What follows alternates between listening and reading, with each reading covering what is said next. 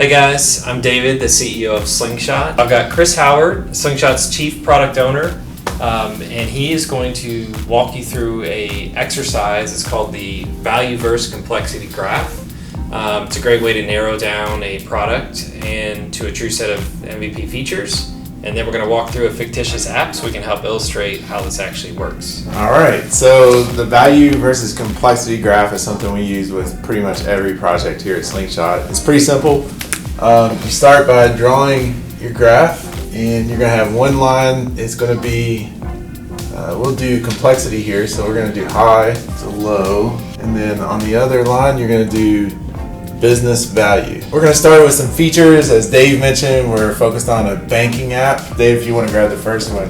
Sure. All right. So let's say we have an idea for a banking app, and I'm like, you know what? I think it'd be a good idea that we could pay some bills within this app. So first, write it on a Post-it, and then we're going to stick it on this graph. Seems like high value. Seems like high value. So let's see. We got value here. It's going to be up here somewhere. And probably, I would say complex.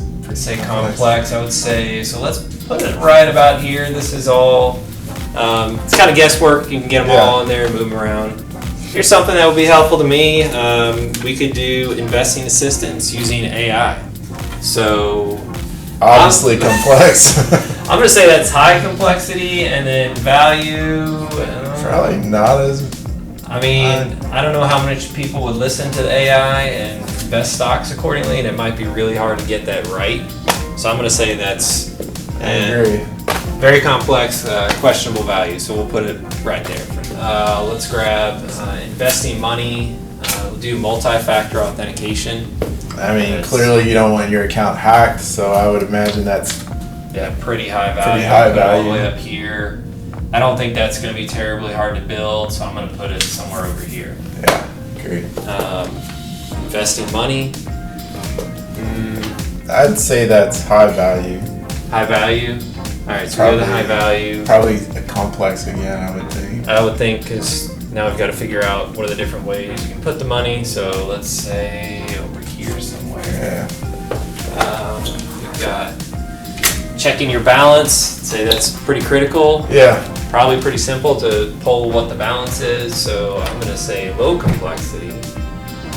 High value. Yeah. And then maybe we should grab our crypto conversion. To me, that would be low value. I'm guessing it's not as simple as checking your balance. So we can put, let's see, somewhat complex. We'll put it here for right now. All right. All right, one more. We'll do deposit a check.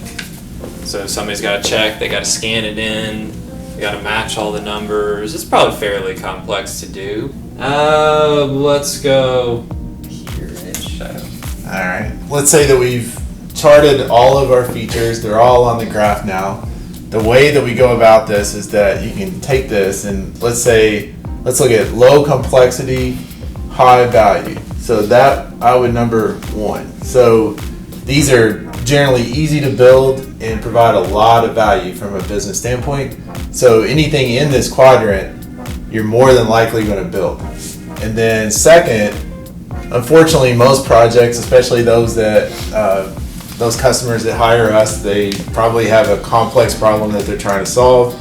So you're not going to escape that project without some complexity. So here you have high value, high business value again, and high complexity. So you're going to build a good number of these. It doesn't mean that you're going to build them all, but these are probably very important features that need to be built.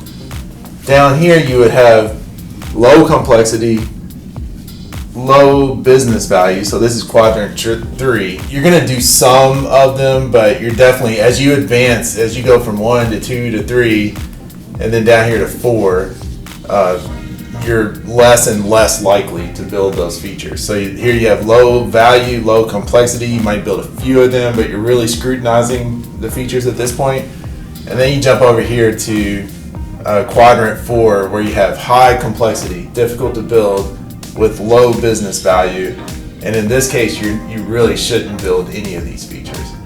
And this, again, is a technique that we use. So we'll then go through and as we're looking at quadrant 1, 2, and 3, we're picking the features off, pulling them off to the side, and these become our MVP for the project.